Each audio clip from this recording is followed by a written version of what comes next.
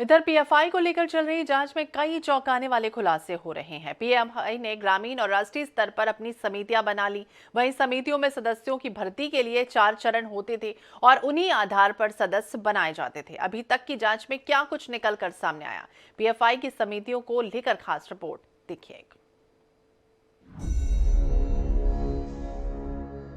प्रतिबंधित चरमपंथी इस्लामिक संगठन पीएफआई की जड़ें बेहद गहरी हैं। पीएफआई ने राज्यों में ग्रामीण से लेकर राष्ट्रीय स्तर तक कमेटियां बना रखी हैं और इन कमेटियों में सदस्य भर्ती की 4 चरण की प्रक्रिया होती है।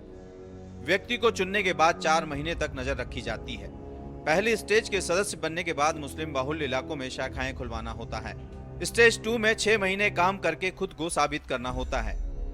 पीएफआई और धर्म के कट्टरपंथी फॉलोअर बना सकते हैं या नहीं, इन्हें सोशल मीडिया के जरिए मैसेज फैलाने और पुलिस से निपटने की ट्रेनिंग दी जाती है।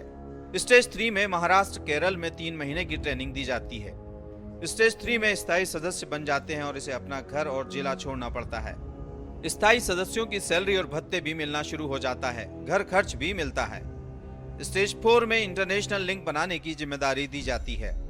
इंटरनेशनल फंड्स इकट्ठा करने और उन्हें व्यवस्थित करने की भी जिम्मेदारी दी जाती है। ट्रेनिंग देने, ब्रेन वॉश करने और लीगल दाव पेंच के लिए अलग अलग कैडर भी बने हुए हैं। कैडर के लोगों की सैलरी भी अलग अलग है। पहले चरण के स्थायी सदस्य का दर्जा पाने के लिए भी 3 स्टेज की ट्रेनिंग पूरी करनी पड़ती है। स्थायी सदस्य को अपने होम टाउन से बाहर किसी और अन्य राज्य में काम करना होता है। वह शादी भी नहीं कर सकता। इतना ही नहीं, पीजीआई में महिलाओं की भी एक अलग विंग बनाई गई है।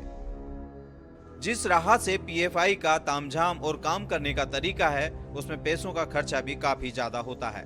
इसलिए पीएफआई को मिलने वाले फंड की जांच हो रही है, क्योंकि इस फंड का इस्तेमाल लोगों को भड़काने और कट्टरवाद को बढ़ावा देने में हो रहा था।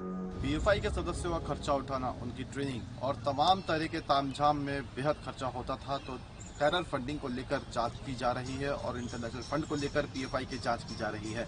महिला विंग भी इनमें शामिल थी और इनका सदस्य को बनाने का जो तरीका था वो 4 चरण में था। ऐसे में पीएफआई को लेकर जो जांच चल रही है उसमें कई तरह के खुलासे हो रहे हैं। ये समितियां लोगों को भड़काने और कट्टरवाद को बढ़ावा देने में काम किया करती थी। और भी कई खुलासे हो सकता है कि आने वाले समय में हो कि इन समितियों का और क्या काम था और इनके क्या लिंक्स हैं।